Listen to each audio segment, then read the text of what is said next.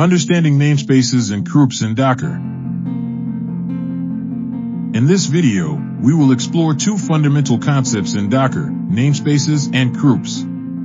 These technologies enable effective containerization, providing isolation and resource management. Namespaces are a core feature of Docker that provide process isolation. Each container runs in its own namespace, ensuring that processes in one container cannot see or interact with processes in another.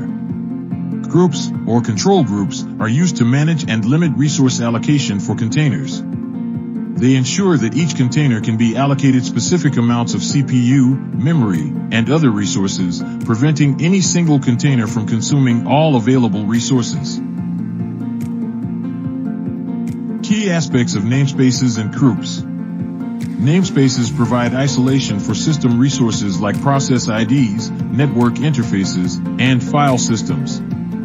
Groups allow for limiting and prioritizing CPU, memory, disk I/O, and network bandwidth. Together, they enable multiple containers to run on a single host without interference. Thank you for watching this video. We hope you gained a clearer understanding of namespaces and groups.